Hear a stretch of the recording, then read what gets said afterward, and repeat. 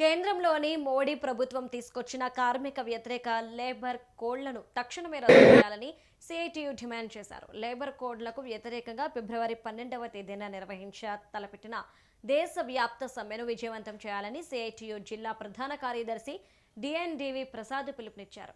మంగళవారం ఏలూరులో సమ్మెకు సంబంధించిన పోస్టర్లను నాయకులు విడుదల చేశారు. ఈ సందర్భంగా ప్రసాద్ మాట్లాడుతూ కేంద్ర ప్రభుత్వం ఏకపక్షంగా లేబర్ కోడ్లను అమలు చేస్తూ కార్మికులను బానిసలుగా మారుస్తోందని మండిపడ్డారు.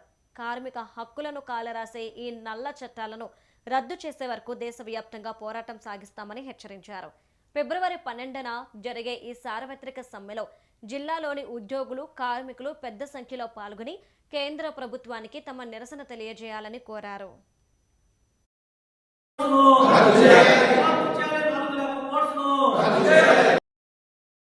మోడీ ప్రభుత్వం దేశవ్యాప్తంగా 4 లేబర్ కోడ్లు అమలు చేయాలని చెప్పి నవంబర్ 21న దుర్మార్గంగా నోటిఫికేషన్ జారీ చేసింది.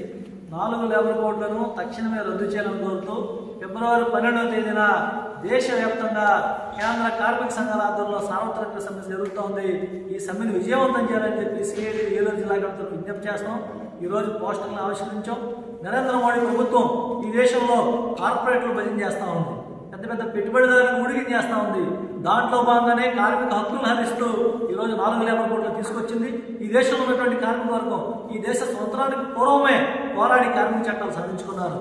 మరి కార్మికులు పోరాడి సాధించుకున్నటువంటి చట్టాలని ఇవాళ నరేంద్ర మోడీ ప్రభుత్వం రద్దు చేసి ఆ రకంగా కార్మికులు బానిసలుగా చేయడానికి కుట్ర చేస్తూ ఉంది.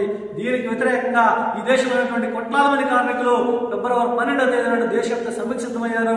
ఈ దేశవ్యాప్త సమ్మెలో మొత్తం దేశంలో ఉన్నటువంటి కార్మికులందరూ ఐక్యం చేసి మోడీ ప్రభుత్వ విధానాలకు వ్యతిరేకంగా పెద్ద ఎత్తున ఆందోళన చేస్తామని చెప్పి తెలియజేస్తా ఉన్నాం. ఈరోజు నరేంద్ర మోడీ ప్రభుత్వం ఉపాధి హామీ పథకాన్ని రద్దు చేసి జీరామీ అని చెప్పి కొత్తగా పథకాన్ని తీసుకొస్తా ఉంది. అంటే ఈ దేశంలో కోట్లాది మంది పేద ప్రజలకు ఉపయోగకరమైనటువంటి ఉపాధి హామీ పథకాన్ని నీరుగా చేయడం కోసం నరేంద్ర మోడీ ప్రభుత్వం కుట్రలు చేస్తూ ఉంది. ఇలాంటి తప్పుడు పద్ధతులకు వ్యతిరేకంగా ఈ దేశంలో ప్రజాస్వామ్యాన్ని కాపాడాలి, ఈ దేశంలో రాజ్యాంగాన్ని కాపాడుకోవాలి, ఈ దేశంలో కార్మిక చట్టాలని రైతాంగం, వ్యవసాయ కార్మికుల ప్రయోజనం